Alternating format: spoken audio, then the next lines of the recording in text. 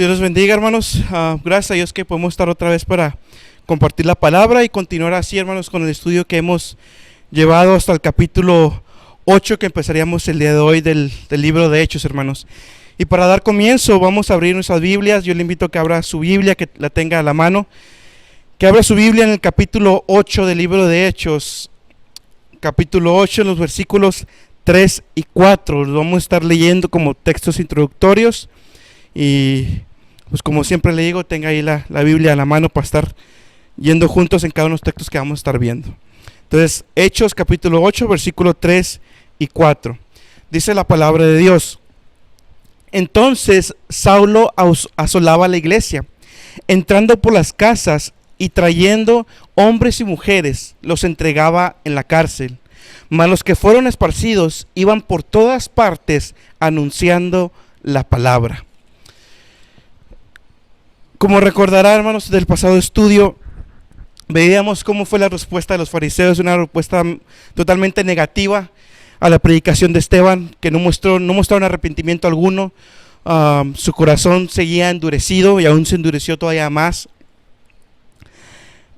Y en contraste de ellos veíamos a Esteban, cómo él muere, y las últimas palabras que Esteban dice, despidiendo el capítulo 7 con el versículo 60, donde Esteban le pide a Dios, intercede por aquellos que lo están apedreando, diciendo: Señor, no les imputes este pecado. Y habiendo dicho esto, durmió.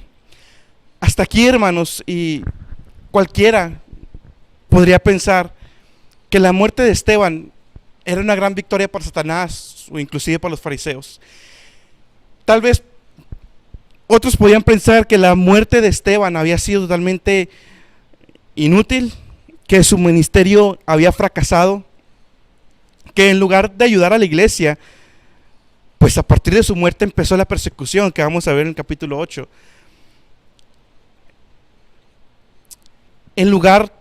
Puede parecer que en lugar de que todo siga yendo bien, como yo he estado yendo para la iglesia, de repente cambia todo y se viene una persecución totalmente sádica y cruel, que la vamos a ver en contra de la iglesia.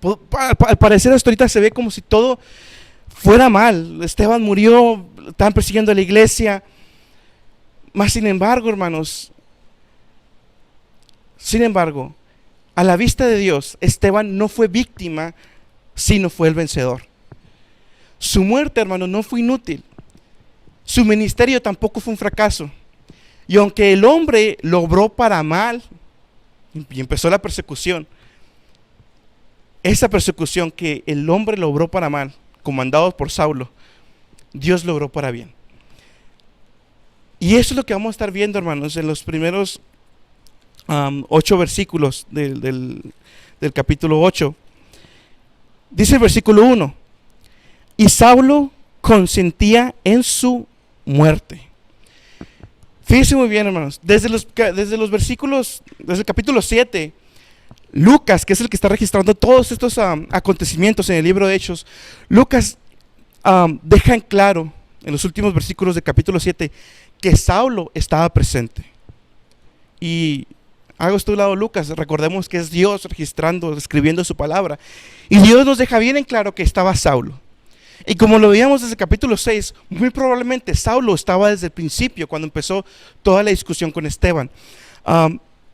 De manera que Saulo escuchó la predicación de Esteban, vio el rostro como un ángel de Esteban, vio como un cristiano morir triunfalmente. Saulo estaba ahí. Y no nomás eso, dice los últimos versículos del capítulo 7, que aquellos que lo estaban apedreando pusieron las ropas de Esteban a los pies de Saulo. Y ahora el capítulo 8, el versículo 1 nos deja todavía más en claro, por si nos quedaba duda, que Saulo estaba en total acuerdo, aprobaba la muerte de Esteban. Quiero que recuerden, hermanos, quién era Saulo. Y yo sé que la mayoría lo va a saber, pero para refrescar la memoria, Saulo a sí mismo, ya después Pablo, se menciona a sí mismo como hebreo de hebreos, estudiado a los pies de Gamaliel, hermanos. irreprensible en cuanto a la ley. Era de los fariseos lo mejor de lo mejor. Saulo tenía el currículum más perfecto, más meticuloso, mejor preparado en la ley. No había nadie que se le igualara a Saulo, y él estaba aprobando la muerte de Esteban. Dice que consentía su muerte. En Saulo, al verlo de esta manera, había un odio asesino en él. Y para poder entender mejor el corazón de Saulo en ese momento, hermanos, algo a lo que estamos desgraciadamente, tristemente muy acostumbrados hoy en día, es aquellos que matan a sangre fría sin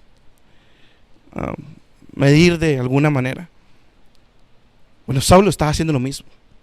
Estaba viendo Esteban piedra tras piedra hasta que murió en sus pies, y no hizo nada, sino que al contrario estaba aprobando su muerte, el asesinato de Esteban. Había una ira, había una gran crueldad de asesino en contra de estos primeros cristianos. Porque quiero que vean, hermanos, desde antes las amenazas empezaron poco a poco. Primero fueron amenazas, después fueron los azotes y ahora el asesinato de Esteban. Mas ese momento a Saulo no se le iba a olvidar. Fue un momento que se le quedó grabado, y eso lo vemos en Hechos 22:20. Ahí que ya está Pablo hablando, y está hablando recordando su testimonio. Dice: y cuando se derramaba la sangre de Esteban, su testigo, yo también estaba presente y consentía a su muerte, y guardaba las ropas de los que le mataban. Este momento quedó muy bien grabado en la mente de Saulo. No se lo olvidó. Ahí estaba consintiendo su muerte. Y en aquel día, continúa el versículo 1, y en aquel día se hizo una grande persecución en la iglesia que estaba en Jerusalén. Si se fija en los capítulos 6, del capítulo 1 al capítulo 6, los ataques o quienes estaban sufriendo directamente eran solamente los apóstoles. ¿Sí? Primero vemos a Pedro y a Juan, después ya vemos a los 2 apóstoles en el concilio cuando fueron azotados. La persecución era, bueno, en ese momento no era persecución, pero el ataque de los que estaban sufriendo de alguna manera eran solamente los apóstoles. Mas sin embargo, hermanos, esta persecución ya no era nomás a los apóstoles, sino que era cada miembro de la iglesia. Era ya dirigida a los miembros de la iglesia. Y era una persecución que comenzó en aquel día, dirigida y comandada por Saulo. La violencia, como le decía ahorita, la violencia de los miembros del concilio, Saulo, los principales sacerdotes, fue un aumento, hermanos. Empezó con amenazas, después fueron azotes, hasta el asesinato. Dios iba permitiendo, hermanos, poco a poco el endurecimiento del corazón de los fariseos. Poco a poco Dios estaba quitando su mano, y su corazón de los fariseos se iba endureciendo cada vez más. Se hizo una persecución directa al cristianismo, directa a los miembros de la iglesia. Y como les hemos venido diciendo, hermanos, el que se cerraran los templos y todo lo que pasó no es una persecución a la iglesia, no es una persecución a los miembros de la iglesia ni a la iglesia de Cristo. Mas sin embargo, hermano, durante la predicación, durante el mensaje, el estudio, yo le quiero hacer una pregunta, y quiero que conforme vamos a ir viendo las características de esta persecución y la respuesta de la iglesia a la persecución, quiero hacer una pregunta y que usted la medite en su mente. ¿Qué si Dios permitiera una persecución directa a los miembros de la iglesia en Occidente? ¿Qué pasaría si Dios en su soberana voluntad permitiera una persecución en Latinoamérica, Norteamérica, Estados Unidos, México, de este lado del occidente es cuando me refiero en el continente americano? ¿Cuál sería la reacción de la iglesia? ¿Cuál sería nuestra reacción como iglesia local? ¿Cuál sería nuestra reacción individualmente o como familia? ¿Qué si Dios permitiera una persecución? En aquel día se hizo grande persecución. Y continúa el versículo 1. Y todos fueron esparcidos por las tierras de Judea y Samaria, excepto los apóstoles. Aquí, hermanos, la palabra todos no se refiere a que no faltó ni uno y era generalizada, sino que esa palabra todos se refiere a una gran mayoría, ¿sí? Y esa gran mayoría, por lo que dicen los comentaristas y lo que estuve leyendo, fue una persecución dirigida más a los cristianos que eran judíos griegos. Esteban era judío griego. De manera que algunos fueron obligados a huir por la persecución, evidentemente, pero los apóstoles permanecieron, se quedaron en la iglesia de Jerusalén. Entonces los que huyeron ante la persecución fueron todos los judíos griegos, en su gran mayoría, la mayoría de ellos. Ellos fueron los que huyeron. Algunos, y vamos a ver más adelante, los tomaron. Pero hermanos, esta persecución es el cierre de la primera etapa de la iglesia que vemos en Hechos. Pero así como es el cierre, esta persecución es el comienzo de la segunda etapa del mandato que Jesús les había dado a sus apóstoles.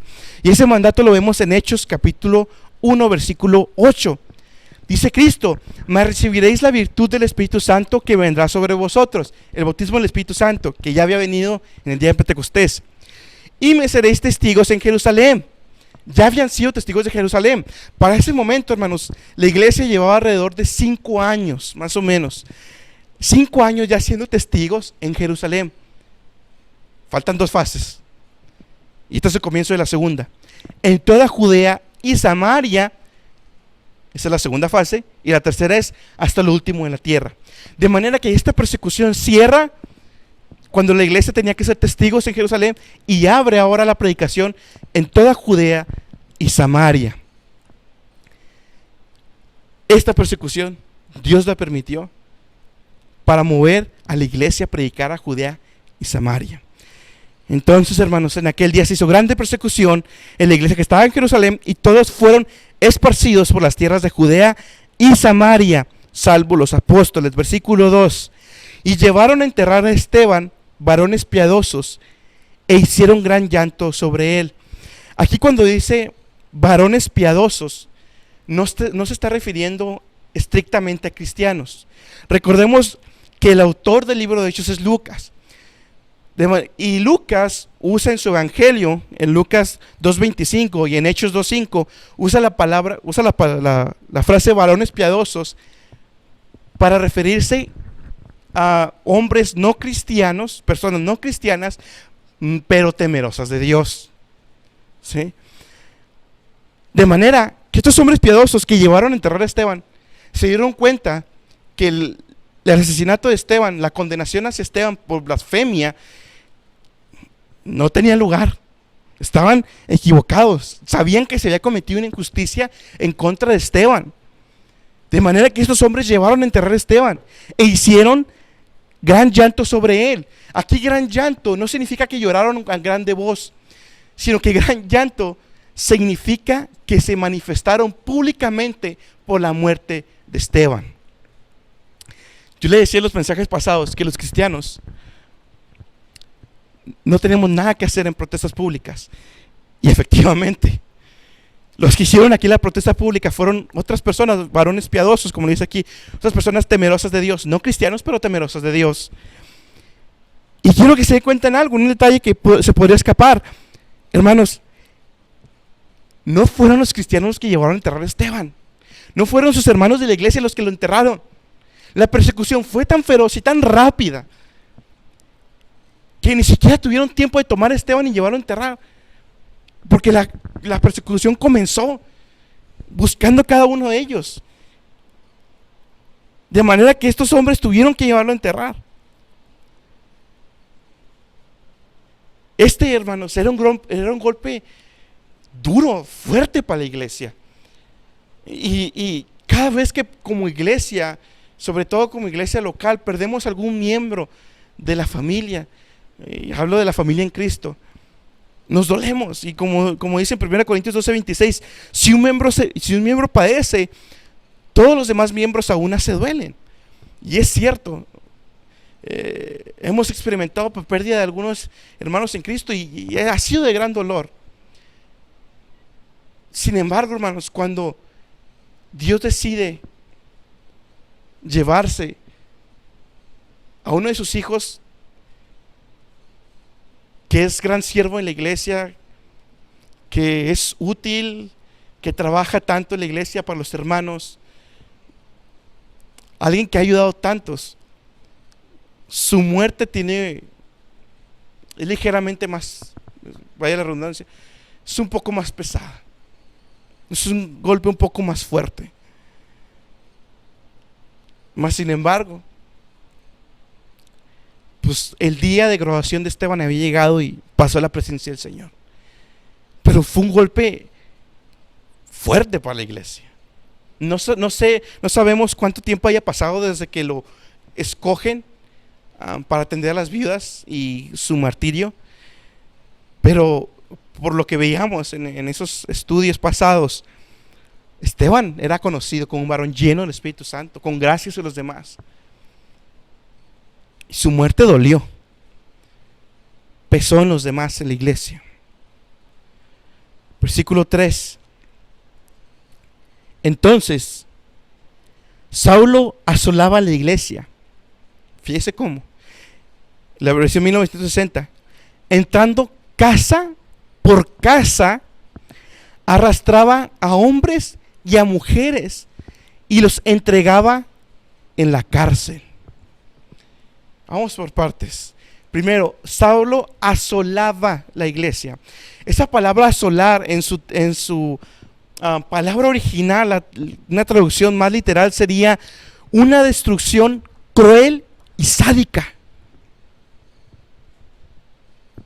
En otras palabras, Saulo estaba destruyendo la iglesia de una manera sádica, entrando casa por casa, sacando a los cristianos, sin importarles si era hombre, mujer, lo que fuera.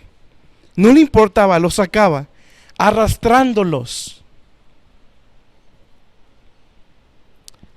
Y esto lo vemos, Pablo lo recuerda después en Hechos 22, 4 y 5. Dice Pablo: perseguía yo este camino hasta la muerte, hablando de los cristianos, del cristianismo, prendiendo y entregando en cárceles a hombres y mujeres, como el sumo sacerdote también me es testigo, y todos los ancianos, de quienes también recibí cartas para los hermanos, y fui a Damasco para traer presos a Jerusalén, también a los que estuviesen ahí, para que fuesen castigados. O sea, Saulo no estaba contento con castigar a todos los que estaban en Jerusalén, sino que iba y los perseguía hasta donde estuvieran, con tal de traerlos, echarlos a la cárcel y castigarlos. Esto nos recuerda a aquel versículo donde dice que seremos perseguidos aún por aquellos que creen estarle sirviendo a Dios. Saulo creía que le estaba sirviendo a Dios, creía que estaba haciendo lo correcto delante de Dios. Los perseguía hasta donde fuera necesario, sin importarle qué métodos tenía que usar, sin importarle quién fuera. Vuelvo a hacerle la pregunta, mi hermano: ¿qué si Dios permitiera una persecución igual de cruel y sádica en el occidente?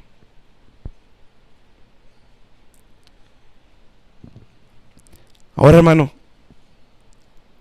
Esteban, en sus últimas palabras, estando ahí Saulo presente, incluyendo en sus palabras a Saulo, como les decía ahorita, Esteban decía: Señor, no les imputes este pecado. Esa respuesta, aparte de ser una respuesta llena de gracia, como todo lo que vimos en el estudio pasado, aparte de mostrar todo eso que vimos, nos muestra una cosa más. Y es que Esteban sabía que nuestra lucha no es contra carne ni sangre. Por eso Esteban le pide a Dios: no les impute ese pecado, porque sabía que detrás de ellos estaba Satanás, que detrás de ellos estaban fuerzas demoníacas. Efesios 6:12. Muchos de los eventos y las actividades humanas tienen detrás fuerzas espirituales malignas y demoníacas. No es que estén poseídos tal cual, no. Pero detrás de muchos eventos humanos. Y mira, hermano, por favor, no caiga en teorías conspirativas ridículas y lógicas sin fundamento alguno. Tenga mucho cuidado con lo que lee, infórmese bien, vea las fuentes y razone poquito lo que está oyendo o está leyendo. Porque en esos tiempos se han levantado tantas tonterías. Mas sin embargo, esto que le estoy diciendo es bíblico. Apocalipsis 2:10, Efesios 2:2. Pero quiero que hagamos 2 Timoteo 2 del 25 y 26. Fíjese lo que dice: que con mansedumbre corrija a los que se oponen, si quizá Dios les dé que se arrepientan para conocer la verdad. Versículo 26. Y se zafen del lazo del diablo en que están cautivos a voluntad de él. Todo no cristiano, toda persona que no está reconciliada con Dios, está bajo el lazo del diablo, cautivo a la voluntad del mismo, de Satanás, del diablo. ¿Hay responsabilidad humana? Claro que sí, pero también están cautivos a la voluntad de Satanás, de manera que no más es necesario que Satanás les ponga la carnada enfrente y van a caer. Satanás los mueve a la voluntad como él quiere, están bajo su lazo. Esto refleja entonces las palabras que decía Esteban. Y debemos de recordar eso, hermanos. Nuestra lucha no es contra carne ni sangre. Esta persecución, hermanos, no fue hecha simplemente en el momento y se acabó en ese momento. Esta fue la persecución de muchas hasta hoy en día. La persecución, hermanos. Ahorita a lo mejor salió un poquito de contexto el que le estaba hablando de que no tenemos lucha contra carne y sangre. Pero quiero que vea y quiero que tenga eso bien en mente. Porque la persecución, hermanos, no es algo de lo que estemos exentos el día de hoy. Sobre todo en el Medio Oriente, en China, en la India, en Afganistán, Corea del Norte. La persecución es una señal más de los dolores de parto. Quiero que hable su Biblia, hermano, en Mateo 24. Mateo capítulo 24. Yo creo que la mayoría de ustedes ya lo conocen, ya saben de qué habla.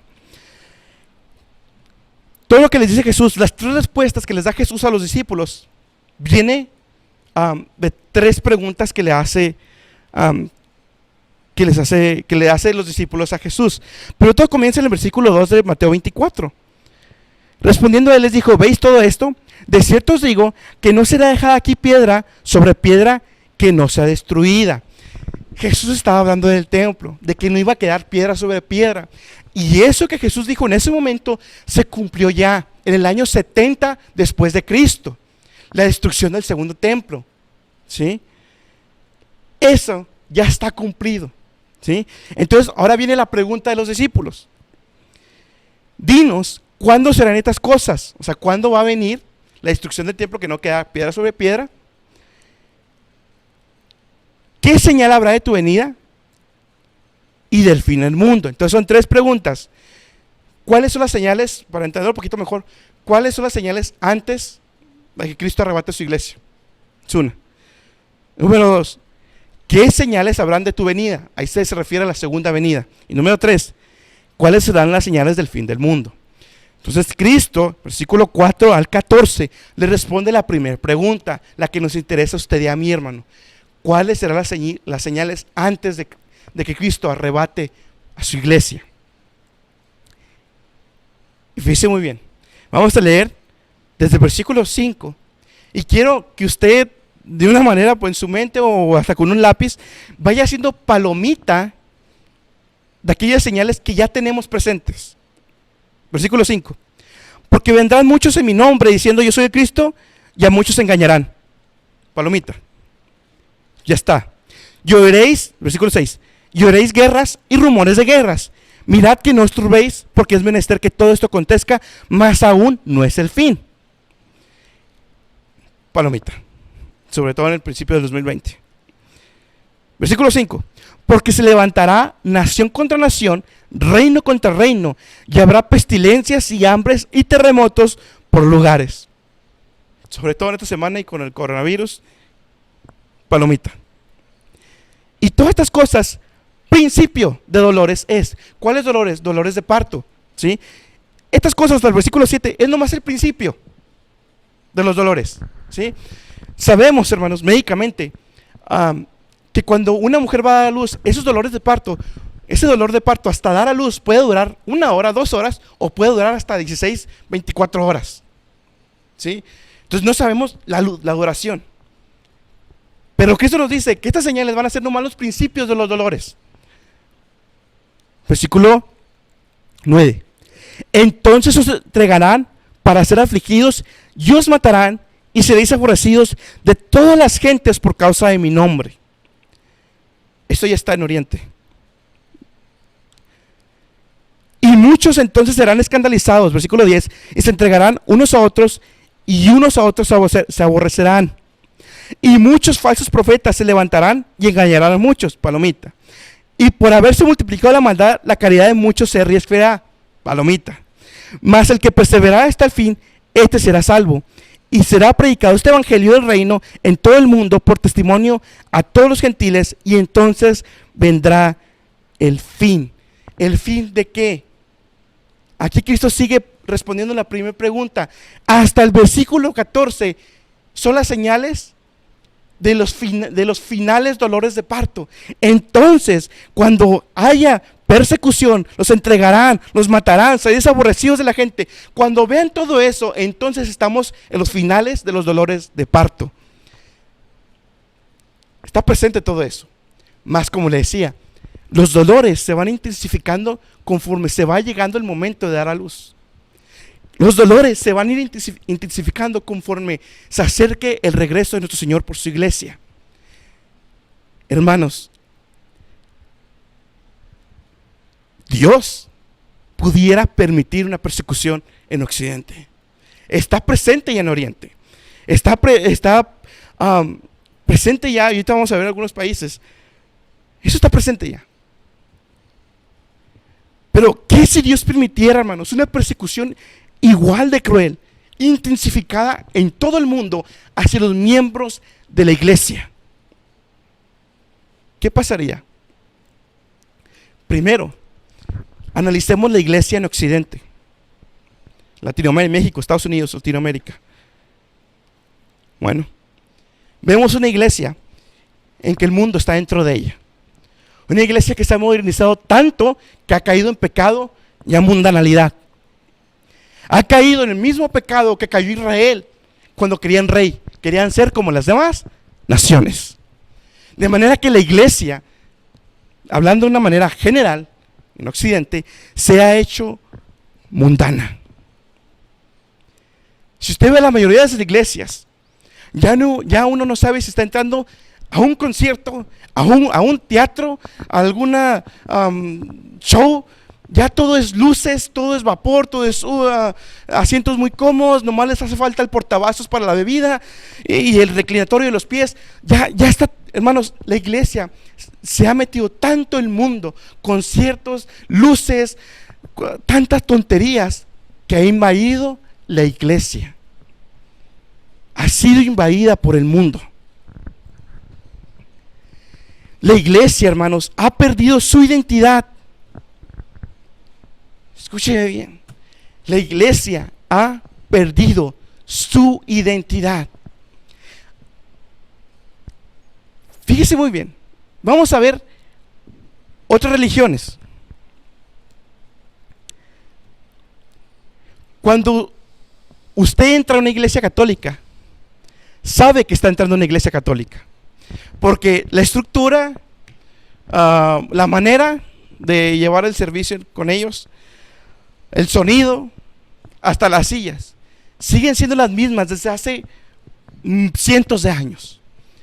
La iglesia católica no ha cambiado, sigue siendo prácticamente la misma desde cientos de años. Si usted entra en un salón del reino, los testigos de Jehová, sigue siendo el mismo desde hace muchos años. Si usted entra en una mezquita de los musulmanes, sigue siendo la misma. Usted nunca va a ver musulmanes en su servicio religioso, nunca los va a ver con humo, conciertos, luces, brincando, saltando dentro de su mezquita, nunca los va a ver. De manera, hermanos, que el único pueblo que con el paso de los años se ha estado adaptando cada vez más al mundo es la iglesia evangélica. La única que se ha estado adaptando más al mundo es la iglesia evangélica. E irónicamente, la iglesia, nos jactamos de decir que todos los demás son sectas y nosotros somos la verdad. No es que la iglesia evangélica no tenga la verdad, pero dentro de la iglesia evangélica, de manera general, la mayoría se ha desviado. Se ha desviado. Los pastores y líderes de estas iglesias no se diferencian del mundo, tatuados, vestidos de maneras irreverentes, proclamando la frase tan triviada de Dios solo mira el corazón. No importa cómo te vistas, como Dios solo mira el corazón. Y no es cierto. Tiemblen porque Dios mira el corazón. Esta iglesia, hermanos, que se ha adaptado al mundo, no va a ser la iglesia que va a ser perseguida, porque esta iglesia es del mundo. El mundo se siente cómodo en esta iglesia, de manera que esta iglesia no va a ser perseguida, no va a ser molestada por persecución. Dice Cristo, si fueres del mundo, el mundo amaría lo suyo. Estas iglesias, el mundo las ama, están cómodos en su pecado ahí, sentados, hablándoles nomás de sus finanzas y haciéndoles sentir bien. Esta iglesia no va a ser perseguida. La iglesia perseguida entonces va a ser aquel remanente que no es del mundo, aquellos que perseveran. Vea la primera iglesia y los primeros mártires. Aquellos cristianos que realmente están decididos a seguir a Cristo por el camino angosto, esos son los que van a ser perseguidos. Y la persecución, como les decía, sigue presente, hermanos. Según la organización Open Doors, los 3 países con más persecución es Corea del Norte, Afganistán y Somalia. Y en el puesto 41 está Colombia. La persecución puede llegar a Estados Unidos, a México, puede llegar si Dios así lo permite. ¿Cómo estamos para soportar dicha persecución? Si Dios permitiese una persecución en Occidente, hermanos, si usted ve quiénes están persiguiendo a la iglesia en Oriente, en África, en Asia, la mayoría es el grupo islámico, ¿sí? Yihadista. De manera que ellos, a la vista del mundo, están siendo mártires por su fe en Oriente. Pero si Dios permitiese una persecución en Occidente, nosotros no vamos a morir, escúcheme bien, nosotros no vamos a ser mártires por nuestra fe verdadera en Cristo. El mundo no nos va a ver como mártires por fe verdadera en Cristo. No nos va a ver que morimos por nuestra fe. El mundo lo que va a ver es que somos enemigos del Estado, es que somos enemigos de la sociedad, en contra del movimiento LGTB, intolerantes, que no contribuyen nada a la sociedad, retrógradas ortodoxos, como gente de mente cerrada, predicadores de doctrinas de demonios y muchos otros falsos testimonios.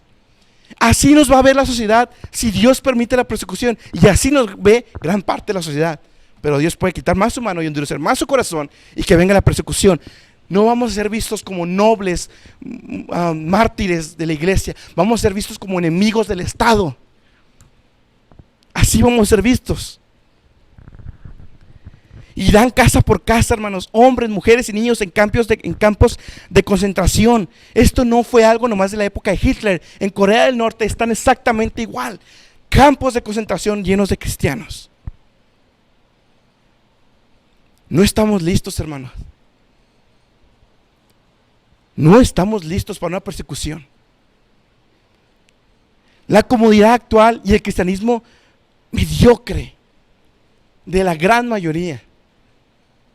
Es una gran evidencia que no estamos listos.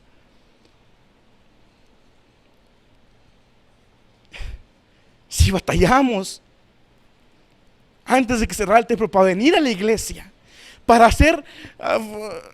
venir desde lejos, de tal distancia hasta el templo, o tener que sufrir por algo, o tener que dar dinero para apoyar alguna obra de la iglesia, o tener que hacer algo por un hermano, si no podemos dar nuestro tiempo, sacrificar nuestro poco tiempo de comodidad en la casa por estar en la iglesia, si no lo hacíamos antes,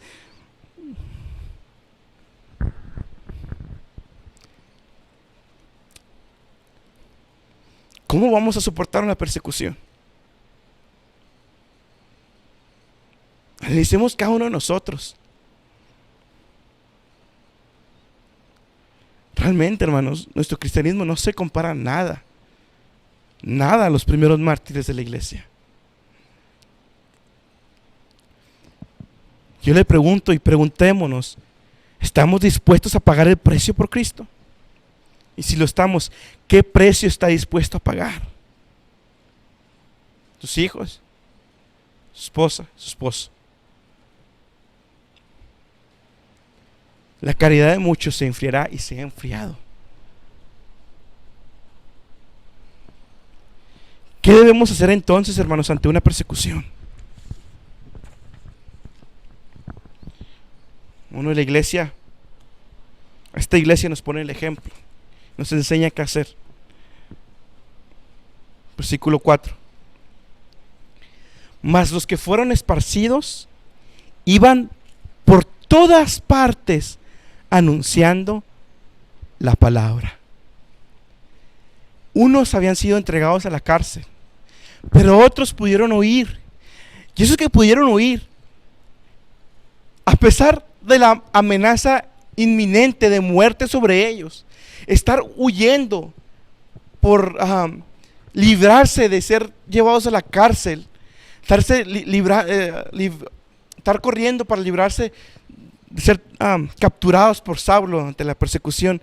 En su mente, hermanos, no pasaba otra cosa más que ir anunciando la palabra a todas partes que estuvieran. La persecución de Satanás, que Satanás promovió, hizo todo lo contrario que él quería destruir. Satanás usó la persecución para destruir el cristianismo, pero pasó todo lo contrario. Avivó a los creyentes con un nuevo celo por proclamar el evangelio en nuevas regiones. Hermanos, en lugar de que esto fuera para mal y que cualquiera de afuera podría ver que va para mal, estos cristianos que estaban siendo esparcidos, huyendo, iban predicando el evangelio donde quiera que estuvieran. Pero para poder responder de esta manera, hermanos, hay que recordar cómo estaban ellos, consagrados, llenos del Espíritu Santo. En el versículo 1, cuando dice que todos fueron esparcidos, la palabra esparcidos, hermanos, ahí es la misma que se usa cuando se refiere a un sembrador que va esparciendo semilla en un campo. Eso es exactamente lo que estaban haciendo ellos. Iban esparciendo la semilla del evangelio a donde quiera que iban. Decía Tertuliano, un padre de la iglesia primitiva, la sangre de los mártires se convirtió en la semilla del cristianismo. La muerte de Esteban no fue en vano. Dios la usó para mover a los cristianos a predicar en otras áreas y que la semilla del evangelio fuera sembrada. Su ministerio no había sido en vano. Los hombres lo hicieron para mal, mas Dios lo hizo para bien. Iban por todas partes anunciando la palabra. Ahora, ¿por qué Dios usó esta manera de esparcir el evangelio? ¿Por qué Dios tuvo que provocar una persecución? Que algunos cayeran en la cárcel, arrastrados por Saulo, para esparcir el evangelio. o número uno, podemos pasar varias razones, pero número uno, Dios es soberano y siempre todo lo que hace siempre lo va a dar para nuestro propio bien, que es ser conformes a la imagen de Cristo. Pero dentro de las variadas respuestas que podemos tener, hermanos, podemos deducir que tal vez la iglesia en Jerusalén, después de 5 años, estaba ya en paz, cómoda, estaba bien. Y muy probablemente, hermanos, ellos pensaban que el evangelio estaría delineado a Jerusalén. Hasta este momento, hermanos, no se vio ninguna intención de los apóstoles ni de nadie de ir a predicar a otras áreas, a otras ciudades. Y mucho menos cruzó por su mente ir y predicar a Samaria. Yo le recuerdo, hermano, muy rápido. Samaria, ¿sí? Todo esto inició con la división de los reinos, el reino del norte y el reino del sur, como veíamos en la predicación de Malaquías. Entonces el reino del norte hace de su capital a Samaria, ¿sí? Después de algunos años, en el 722 antes de Cristo, vienen los asirios, se los llevan como esclavos. Y gentiles empiezan a venir a poblar lo que es el reino del norte. De manera que después de un tiempo había judíos mezclados con gentiles. Y esa nueva raza, muy entre comillas, se le llamó samaritanos. Y estos eran despreciados por los judíos naturales, por llamarlo de una manera. Los judíos eran despreciados, grandemente despreciados, de manera que cuando alguien necesitaba cruzar una ciudad, evitaban Samaria. Le daban la vuelta, ya sea por el lado marítimo o hacia el este del río Jordán. La evitaban, a tal punto no soportaban a los samaritanos que evitaban la ciudad. Y en la mente de la iglesia cristiana, hasta este momento, nunca había pasado ir a predicar a Samaria. El último que predicó en Samaria fue Cristo, con la mujer samaritana. De manera entonces, hermanos, que la persecución trae dos cosas. Número uno, la predicación a Judea y Samaria. Y número dos, que ya no nomás hay 12. Fíjense muy bien, no que se hayan hecho nuevos apóstoles, no, había 12 apóstoles. Pero ya no nomás había 12 que obraban milagros y predicaban y eran evangelistas, no. Sino que a causa de la persecución y que algunos fueron esparcidos a Judea y Samaria, en algunos brotó el don de evangelista y empezaron a llevar el evangelio a todas partes. Esta persecución hizo que en algunos brotara, saliera, descubrieran ese don de evangelismo. Y así es como comenzó la predicación en Judea y Samaria. Y después del versículo 5 al 8 nos da un ejemplo y nos menciona a Felipe. Felipe es el primer misionero nombrado en la iglesia. De hecho, es el único en toda la Biblia que se dice que era evangelista, se le da ese nombre de evangelista. Felipe, hermanos, no está hablando aquí no es un apóstol, pero Felipe fue uno de los 7 elegidos junto con Esteban para hacerse cargo de las viudas, del servicio de las viudas. Dice el versículo 5, entonces Felipe, descendiendo a la ciudad de Samaria, les predicaba a Cristo. ¿Cuál fue el resultado de Felipe con el respaldo del Espíritu Santo de haber predicado en Samaria? Versículo 6. Y las gentes escuchaban atentamente, unánimes, las cosas que decía Felipe, oyendo y viendo las señales que hacía. Increíblemente, no nomás era un shock que un judío estaba en tierra de Samaria, sino que los samaritanos también estaban escuchando el mensaje de un judío. De manera que ahí vemos, hermanos, que no se necesita meter el mundo dentro de la iglesia para poder predicarle al mundo o para poder predicarle a cierta cultura. No se necesita meter la cultura a la iglesia, porque si se tiene el respaldo del Espíritu Santo, cualquiera, estemos delante de quien estemos, el evangelio va a ser respaldado porque es palabra de Dios. Los samaritanos eran despreciados, hermanos. por los judíos, mas sin embargo tuvieron mejor recepción que todo el concilio, todas las sinagogas que se juntaron para matar a Esteban. Otro resultado, versículo 7, porque muchos que tenían espíritus inmundos salían estos dando grandes voces, y muchos paralíticos y cojos eran sanados. Hubo liberación de espíritus y sanación de enfermos. ¿Qué más? Versículo 8, así que había gran gozo en aquella ciudad.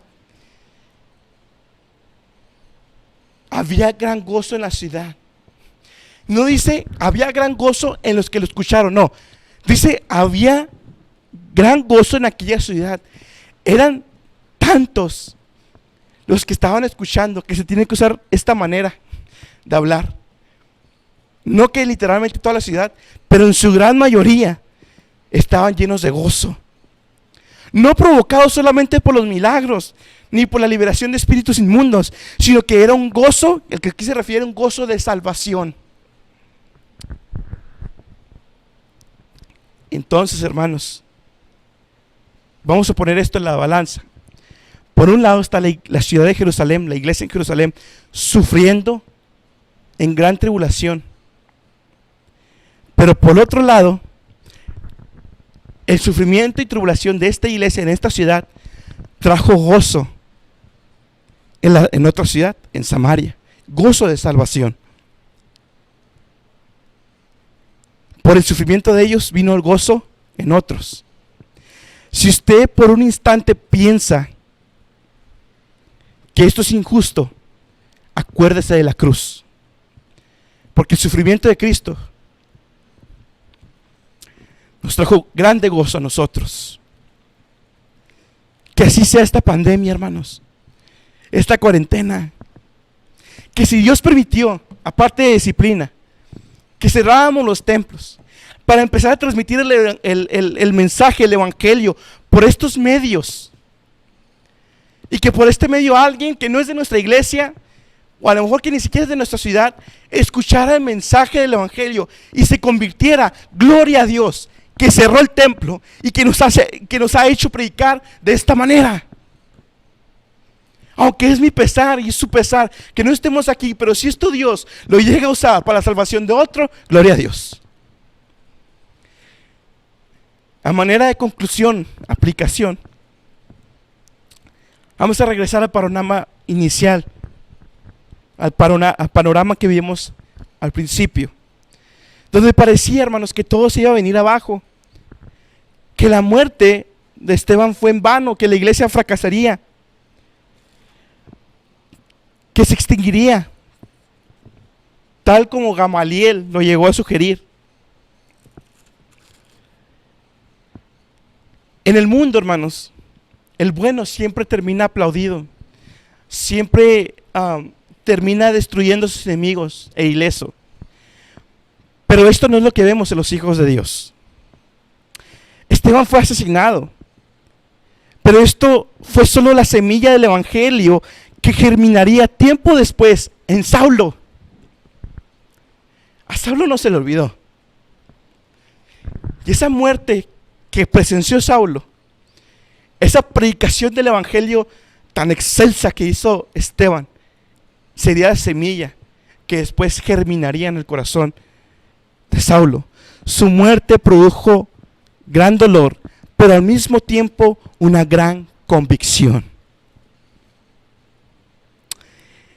Hermanos, en la primera sermón, el primer estudio de introducción del libro de Hechos, el título fue, uno de los subtítulos era que la iglesia no se debe detener, y la iglesia no se va a detener. Y hermanos, nada debe detener a la iglesia. Quiero que vea a estos que estaban huyendo. Ya no estaban congregados en su iglesia, estaban huyendo, hermanos. De manera, hermanos, que cuando llegue el momento de que Dios nos permita abrir su casa de nuevo, va a haber algunos que podamos regresar a estar aquí físicamente, pero va a haber otros que van a seguir sin poder regresar por situaciones de salud. Mas sin embargo, hermanos, ni por los que vengan ni por los que se queden debemos de dejar de proclamar a Cristo y darle su lugar. No quiere decir que cuando regresemos acabaron los cultos de hogar. Tengan cuidado, hermano. No quiere decir que cuando regresemos dejamos de buscar, hacerle una llamada al hermano, procurar al hermano. No quiere decir eso. Al contrario, debemos de regresar con eso ya bien cimentado en nuestro corazón. La persecución, hermanos, trajo un despertar en los dones. Yo le pregunto, hay que preguntarnos, ¿qué beneficios espirituales le ha traído la cuarentena, la pandemia? ¿Qué beneficios le ha traído, hermano? ¿En qué ha crecido durante esta cuarentena? Muchos dependen de lo que hagan los que están enfrente de la congregación. Muchos no se mueven hasta que se mueven los que están al frente. No sugieren, no tienen iniciativa. No sea así, hermanos. Ya no caigamos en eso. Ahora, si Dios permitiera la persecución de este lado del mundo, no temamos. Y aún en cualquier tribulación, por más grande que sea, hermanos, no temamos mal alguno. Yo quiero que me acompañen en 2 Corintios, ya para terminar. 2 Corintios, capítulo 4, versículos 7 al 18. 2 Corintios, capítulo 4, versículos 7 al 18. Dice Pablo, el mismo que persiguió la iglesia: tenemos empero este tesoro. ¿Cuál tesoro? El evangelio, la salvación, en vasos de barro. ¿Cuáles son los vasos de barro? Usted y yo. Para que se enaltezca, para que la alteza del poder sea de Dios y no de nosotros. Dios ha puesto este tesoro en usted y yo, que somos tan débiles, tan dependientes, tan quebradizos, tal cual un vaso de barro. Y nos lo puso así para que la grandeza, la alteza de Dios sea manifestada en nosotros. Y que en nosotros no haya ninguna jactancia de que ha sido por nosotros, sino que en nuestro momento de gran debilidad, donde estamos más quebrantados, se vea la alteza y el poder de Dios. Versículo 8: estando atribulados en todo, mas no angustiados, en apuros, mas no desesperamos, perseguidos, mas no desamparados. ¿Quién está escribiendo estas palabras? Pablo. Cuando Cristo se le presenta a Pablo, le dice: Saulo, Saulo, ¿por qué me persigues? ¿A quién está persiguiendo a Saulo? A la iglesia, a los miembros de la iglesia, a los cristianos. Pero Cristo le dice: Saulo, ¿por qué me persigues? De manera, hermanos, que si nos persiguen, están persiguiendo a Cristo. Si van por nosotros casa por casa, están yendo por Cristo. Aún si nos persiguen o aún en la tribulación, Cristo está con nosotros. Cristo iba con los que estaban huyendo, Cristo estaba con los que se quedaron. Cristo va a estar con nosotros, hermanos, sin importar que venga. En apuros, mas no desamparados, abatidos, mas no perecemos. Versículo 10: llevando siempre por todas partes la muerte de Jesús en el cuerpo, para que también la vida de Jesús sea manifestada en nuestros cuerpos. Versículo 11: porque nosotros que vivimos siempre estamos entregados a muerte por Jesús, para que también la vida de Jesús sea manifestada en nuestra carne mortal. Lo que está diciendo Pablo es que nosotros que vivimos estamos entregados siempre a muerte. El mundo nos va a aborrecer. Nosotros que somos verdaderamente salvos, el mundo nos va a aborrecer, y siempre, de alguna manera u otra, vamos a estar siendo perseguidos y aborrecidos por el mundo. De manera que la muerte en nosotros, obra en nosotros, de manera que la muerte obra en nosotros y en vosotros la vida. O sea, que mientras nosotros somos aborrecidos predicando el evangelio y pasemos por la tribulación que pasemos, en otros va a ser nuestro sufrimiento por predicar o por llevar el evangelio, sea como sea, en otros va a obrar la vida. Versículo 13: pero teniendo el mismo espíritu de fe, conforme a lo que está escrito, creí, por lo cual también hablé. Nosotros también creemos, por lo cual también hablamos, estando ciertos que el que levantó al Señor Jesús, a nosotros también nos levantará por Jesús y nos pondrá con vosotros. Hermano, si Dios permite la persecución o una tribulación tan grande, hermanos, no se ponga a pensar: ¿por qué, Señor? No, hermanos, Pareciera que al Hijo de Dios siempre le va de mal en peor. Pareciera que al más consagrado le va de la peor manera. Pero siempre, hermanos, todo obra para bien. Y ese bien es ser hechos conforme a la imagen de Cristo. Jesús, Dios, nunca le va a subir de más a la intensidad del fuego en el horno de la aflicción. Nunca. Y estando en el horno va a estar junto con nosotros. Como estuvo con Daniel. Con los amigos de Daniel, perdón. Y al final, tanto los que murieron como nosotros estaremos en las mansiones celestiales. Porque todas estas cosas padecemos por vosotros,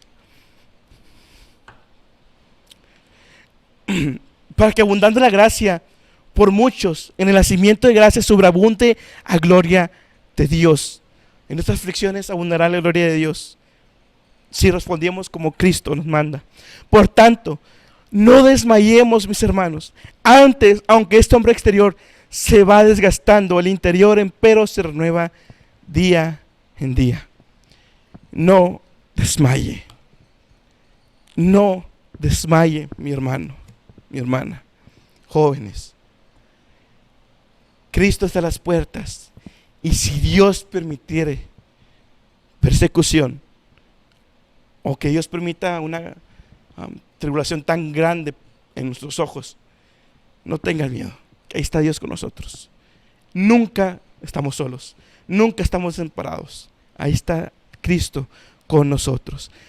Por eso, hermanos, qué mejor que retribuirle esa bondad a nuestro Señor con obediencia, sujetándonos a su palabra. Hermanos, Dios los bendiga y Cristo viene pronto, hermanos. Amén.